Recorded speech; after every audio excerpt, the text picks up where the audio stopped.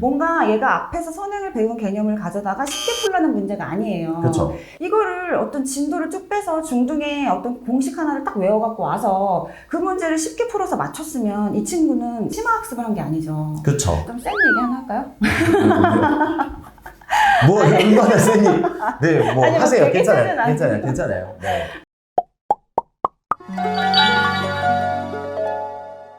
안녕하세요. 대치동 캐셀입니다. 오늘 제 옆에는요, 아리따우신 학부모님 한 분이 계십니다. 여러분들에게 초등 수학에 대해서 이야기를 잘 해주실 분을 모셨는데요. 네, 안녕하세요. 간단히 자기소개를 부탁드릴게요. 네, 안녕하세요. 저는 한 17년 동안 초등수학 교재 개발을 하는 출판사에서 천재교육, 동아출판사, 삼성출판사 그런 출판사에서 아마 이름 들으면 다들 아셨을 교재들, 초등수학 교재들 개발했고요. 나와가지고 지금 프리랜서로 활동하면서 21년차 교재 개발을 하고 있고요. 목동에서 두 아이를 키우면서 수학 지도도 하고 있는 선생님 진주쌤이라고 합니다. 그래서 제가 이 분을 모신 게요. 이분이 실제로 중학교 2학년, 초등학교 5학년 학부모님이시기도 하고요. 그리고 그 학생들이 공부를 잘하기도 해요. 현재 목동에서 살고 계시고 초등교재도 많이 만들어 보셨기 때문에 여러분들에게 학부모의 입장에서 그리고 전문가의 입장에서 이야기를 잘 해주실 거라고 생각해서 이렇게 모셨거든요. 그리고 아마 여러분들 중에서 아시는 분들도 계실 텐데요. 초등만 카페라고 이게 초등학교 공부를 위한 카페가 있어요. 거기에서도 이제 멘토로서 많이 활동을 하고 계시는 거죠. 그래서 오늘의 내용은요, 그 카페에서 학부모님들의 질문을 다 모았더니 그 질문은 놀랍게도 4가지 카테고리로 연관이 된다고 합니다. 그게 뭐였죠? 제가 그 초등만 카페, 네이버 초등만 카페라고 있는데요. 이제 거기서 수학 자문위원 선생님으로 좀 활동을 했어요. 이제 그러면서 초등만 어머니들에게 이제 무엇이 궁금하냐? 이렇게 딱 질문을 던졌을 때 댓글이 한 1000개가 넘게 이렇게 막 달린 걸 제가 다 분류를 해봤거든요. 그랬더니 정말 너무 신기하게 딱 4가지. 연산, 사고력, 선행, 심화. 딱 요 4가지의 질문들이 끊이지 않고 나오더라고요. 그래서 그 중에서 뭐가 더 궁금한가? 라고 생각을 하면 그 4가지 이야기를 해드릴 텐데요. 당연하게도 여기 있는 구독자분들께서는 선행하고 심화가 더 궁금하실 것 같아서 1편에서는 선행과 심화를 이야기하고요. 2편에서는 연산과 사고력, 그리고 여러분들이 꼭 알아두시면 좋을 만한 단원에 대한 안내를 해드리는 걸로 영상을 해보려고 해요. 그럼 첫 번째로 선행이 있잖아요. 네. 어떤 질문이 제일 많나요? 일단 선행은 초등 저학년 학부모님, 고학년 학부모님 가릴 거 없이 질문이 정말 되게 많았는데요. 사실은 미취학이나 저 어머니들은 선행이 뭔지도 이제 다들 남들이 선행 하니까 선행해야 되는 거예요? 언제부터 해야 되는 거예요? 얼마나 해야 되는 거예요? 뭐 이제 이런 질문들 되게 많으셨고요. 그 다음에 좀 고학년 학부모님들은 선행을 이제 어떻게 하면 잘하는 거냐? 꼭 해야 되는 거냐? 이걸 해서 도움이 되냐? 심화와의 관계, 뭐가 더 중요하냐? 이제 이런 것들 질문 되게 많이 주셨어요. 그러면 거기서 선생님은 어떻게 답변을 주셨나요? 근데 사실 저는, 그러니까 제가 개인적으로도 질문 굉장히 많이 받거든요. 근데 저는 딱 이렇게 얘기해요. 하실 수 있으면 하시는 게 좋아요. 하실 수 있으면 하는 게 좋다. 현실적인 이야기인 거죠. 그래서 일단 1차적으로 선행이 꼭 필요한 아이들이 있죠. 여기도 대치동이고 제가 있는 곳은 목동이라 학군지다 보니까 사실 어쩔 수 없이 선행을 꼭 해야 되는 친구들이 있어요. 그러니까 특목고라든지 영재고시라든지 좀 어렸을 때부터 본인의 목적을 확실히 한 친구들, 노선을 정한 친구들은 그 시험 시기를 기준으로 역산을 해봐도 시험 범위나 그 준비 과정에서부터 걸리는 시간들이 나오잖아요. 이제 그러면 이 친구들이 초등학교 때부터는 어떻게든 선행을 해야지만 그 시험을 잘 볼 수 있는 현실이기 때문에 이제 그런 친구들은 꼭 필요하다 이제 말씀을 드리는데 이제 그러면 대부분의 학부모님들은 그럼 우리는 영재고 안 보낼 건데 선행 안 해도 되나요? 그렇죠. 자연스러운 흐름입니다. 이제 이렇게 질문을 하세요. 이제 그러면 근데 저는 뭐라고 대답하냐면 그래도 한번 해보세요 라고 얘기는 해요. 왜냐하면 수학이라는 게 사실 아무리 이제 수학을 잘하는 친구들이더라도 모든 전 과목, 모든 전 학년, 모든 그 영역을 다 잘하는 친구들은 사실 드물죠. 그렇죠. 드물죠. 공부를 하다가 보면 어떤 막히는 부분이 생기고 그때 충분히 시간을 좀 써야 되는 상황이 이제 생기는데 그런 거를 위해서라도 본인이 좀 어려워하는 부분에 집중적으로 시간을 좀 많이 써서 공부를 할 시간 확보 차원이라도 아예 역량이 된다면 해보시는 게 좋습니다 라고 저는 이제 말씀을 드려요. 근데 이제 여기서 선행하면 이제 항상 빼놓지 않고 같이 세트를 말씀을 드려야 되는 게 선행은 저는 할 수 있으면 하는 게 좋다라고 이제 말씀을 드리지만 단 올바른 선행을 하셔야 됩니다. 이제 라고 말씀드리죠. 진짜 제일 어려운 건데요. 올바른 선행. 네. 근데 이제 올바른 선행이 그럼 뭐냐 이제 이렇게 질문하시잖아요. 근데 저는 이제 항상 이제 강조해서 말씀드리는 게 신화가 바탕이 된 선행을 해야 된다. 저도 완전히 공감하기는 해요. 일부 학부모님들이 1학년 1학기 기본하고 1학년 2학기 기본하고 2학년 1학기 기본 하다가 현행 때서 심화하면 되지 않을까요? 라는 질문을 하시는데 저는 완전 반대하고. 그리고 이게 학부모님들도 또 그렇게 말씀하시는 분들도 많이 계시지만 사실은 동네에 작은 보습학원이나 소형학원들 선생님들도 그러신 분들 굉장히 많거든요. 그러니까 얘네들 뭐 그렇게 초등학교 때부터 힘 빼냐, 심화같이 힘 빼지 말고 진도 쭉 나가고 나중에 다시 돌아와서 심화 문제집 풀리면 잘 풀어요. 이제 이렇게 말씀하시는 분들 굉장히 많거든요. 근데 사실 저도 이제 아이들을 가르치는 입장이고 선생님도 아이들 학원 수업하시잖아요. 이게 학원 선생님들 입장에서는 사실 심화를 안 되는 아이들에게 이걸 가르치는 게 되게 힘들잖아요. 어렵잖아요. 실질적으로 현실적으로 어려운 게 뭐냐면 예를 들면 중학교라고 하면 중학교 1학년 1학기 심화를 안 하면 2학년 1학기 기본을 푸는 게 너무 어려워요. 마찬가지로 초등 수학에서도 심화가 안 되면 그쵸. 바로 이제 중등에 넘어가서 진도 나가기도 쉽지 않은데 이제 이런 것들을 초등학부모님들 대상으로 뭐 이렇게 초등 때 애들 힘 빼기 어렵게 시키냐, 심화 건너뛰고 진도부터 나가라 이렇게 이제 잘못된 말씀을 해주시는 분들이 많아서 이제 저는 항상 이제 그렇게 말씀드리거든요. 아이가 역량이 안 된다고 생각하지 마시고 심화는 꼭 한번 경험을 해보고 그쵸? 그 역량이 되고 거기까지 충분히 아이가 이제 소화가 됐다면 그리고 나서 나가는 선행은 문제가 없다. 라고 말씀드려요. 그러면 말씀하신 거는 두 개네요. 첫 번째로는 목적에 따라서 영재고나 그렇죠. 과학고나 특목고를 바라면 어쩔 수 없이 선행이 좀 필요한 부분이 있고 두 번째 그게 아니더라도 올바른 선행, 그러니까 심화를 어느 정도 한다는 전제 조건 하에는 선행을 해보는 게 좋다. 그렇죠. 이게 저는 이제 역량이 안 되는 애를 무리해서 억지로 선행을 끌고 나가는 것도 문제지만 역량이 되는데 선행 의미 없어. 그렇게 할 필요 없어. 이제 이런 것 때문에 괜히 불필요한 과정을 잘하는 애들을 불필요한 과정에 시간을 많이 쓰는 것도 이게 맞지 않는 학습 전략이라고 생각을 하거든요. 이제 그러니까 일단은 아이의 수준을 잘 파악을 해가지고 우리 아이가 역량이 좀 되면 저는 선행을 하시는 게 좋다라고 말씀을 하는 입장이에요. 그러면 선생님이 계신 목동에서는 뭐 저희는 대치동이긴 한데 어느 정도 선행을 나가요? 그건 진짜 끝도 너무 없죠. 케이스가 많죠. 그쵸, 근데 끝도 없죠. 저는 또 오늘 여기 대치동이니까 좀 센 얘기 하나 할까요? 뭐 얼마나 세니?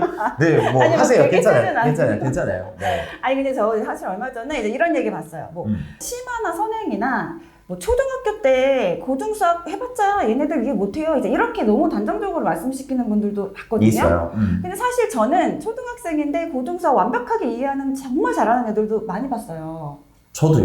그러니까 그게 내 옆에 없다고 이게 없는 건 아닌데 절대 그건 불가능이니까 의미 없는 짓이다. 이제 이렇게 딱 단정 짓고 잘할 수 있는 애를 어떤 틀 안에 가두는 건 저는 올바른 학습법은 아니다. 라고 생각을 네. 하신다.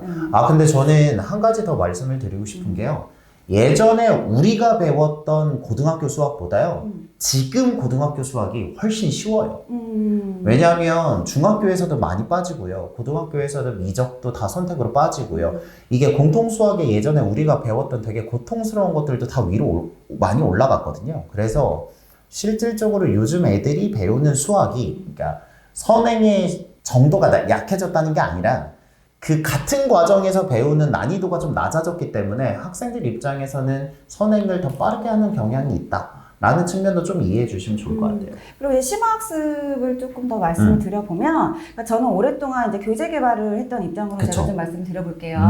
그러니까 실제로 제가 이제 뭐 심화 교재를 개발을 할 때, 예를 들어 이제 초등학교 5학년 심화 교재 문제를 출제한다. 네. 이제 그러면 실제 거기에 있는 심화 문제가 중등에서 어떤 개념이나 공식을 알면 쉽게 풀리는 문제일 수는 있어요. 그렇죠. 하지만 그 문제를 초등학교 5학년 심화 문제로 출제할 때는 이거는 얘가 5학년까지 배운 그 교과 과정 내에서 그 방법으로만 해결을 할 수 있도록 낸 문제거든요. 뭔가 얘가 앞에서 선행을 배운 개념을 가져다가 쉽게 풀려는 문제가 아니에요. 그렇죠. 이제 그러면 이 친구가 뭐 5학년이 아니고 예를 들어 3학년 친구가 5학년 학습을 한다고 하더라도 본인이 지금 현재 하고 있는 그 학년, 학기에 맞는 자기가 지금까지 배운 딱 거기까지의 배운 개념을 가지고 어떻게든 이 방법도 써보고 저 방법도 써보고 그러니까 수학적 사고력을 확장시키기 위해서 하는 문제인데 이거를 어떤 진도를 쭉 빼서 중등에 어떤 공식 하나를 딱 외워갖고 와서 그 문제를 쉽게 풀어서 맞췄으면 이 친구는 심화학습을 한 게 아니죠. 그쵸. 저는 오히려 그렇게 심화 없이 나간 선행이 이 아이의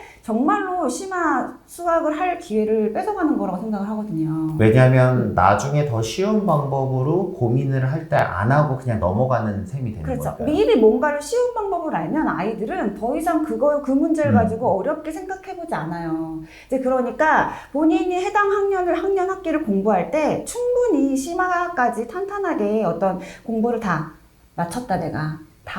다음 학기를 나가야겠다. 이제 이렇게 해서 나갔는데 그게 이제 아이의 역량이 좋아서 빨리 나갔다. 그거는 아무 문제가 없다는 거죠. 아, 그럼 전 궁금한 게 이게 심화 문제집이라는 게 사람마다 너무 달라요. 그죠. 어디까지를 심화로 볼 거냐. 네, 인데 저는 뭐 좀 생각이 있지만 선생님 생각할 때 네. 심화 문제집이라고 하면 적어도 이 정도까지 풀어주시면 괜찮습니다라고 하는 선들이 있을까요? 그게 이제 저는 이제 초등 학부모님들 대상으로 이제 말씀을 많이 드리니까 근데 대표적인 교재들 있죠. 뭐 최상위, 최고 수준 이렇게 최상, 최고 이런 거 들어간 것들이 이제 대표적인 심화서라고 생각을 하시고 남들 다 최상위 푸니까 우리도 꼭 풀러야 될 것 같고 이제 이렇게 생각을 하시는데 근데 저는 일단 기준은 우리 아이의 수준을 조금 넘어서는 정도로 잡고 시작을 하셔라라고 말씀드리거든요. 그러니까 이게 아이가 역량이 아직 응용 문제도 너무 힘들어하는데 최상위 갖다 너 심화해야 되니까 최상위 문제 다 풀어야 돼 이렇게 주면 얘는 오히려 초등 시절에 수학에 대한 이미지만 나쁘고 흥미를 잃어버릴 수 있잖아요. 그러니까 아이의 역량보다 넘어서는 정도를 가지고 이제 그거가 해결할 수 있도록 좀 도와주시는 거죠. 어떤 실마리나 힌트를 조금 줘서 아 내가 이런 어려운 문제를 풀어냈구나. 이제 이런 좀 즐거움을 맛보면 이 친구가 이제 점점 학년이 올라갈수록 좀 심화를 접하는 그 마음이 조금 가벼워질 테니까.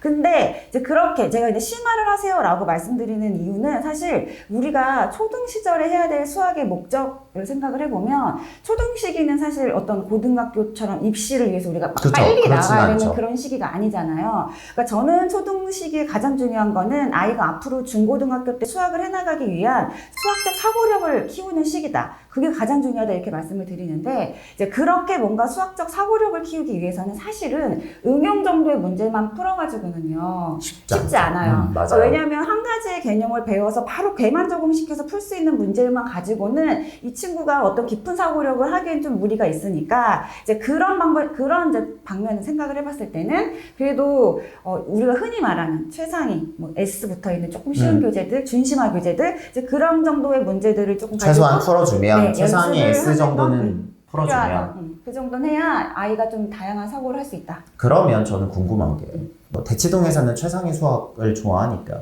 최상위까지만 풀어도 선생님이 생각할 때 기본적인 심화에 그 선은 맞춘 거다라고 생각은 하시는 거예요? 네, 왜냐면 일단 교재를 개발할 때요, 우리가 지금 말하는 그 최상위까지는요, 교육과정에 맞춘 그 커리큘럼을 딱 맞춰서 학년별로 나와 있거든요. 근데 이제 그걸 조금 넘어서는 경시대회 교재들 있죠. 3% 뭐 이런 거 올림피아드. 이제 이런 교재들은 이제 그런 책들은 약간 교육과정을 좀 뛰어넘는 내용들이 나와요. 이제 그러니까 물론 아이가 역량이 돼서 최상위 너무 수월하게 잘 풀어내면 사실 그런 친구들 많잖아요. 뭐 1031이나 이런 거 해도 좋은데 그런 거 해도 좋은데 이제 그런 친구들 아니고서는 그래도 최상위는 어쨌든 교육과정에 맞춰서 우리 아이가 뭐 5학년이면 5학년 그 학년에서 충분히 해결할 수 있는 문제들로 구성이 된 거니까 이제 거기까지는 하시는 게 좋지 않을까.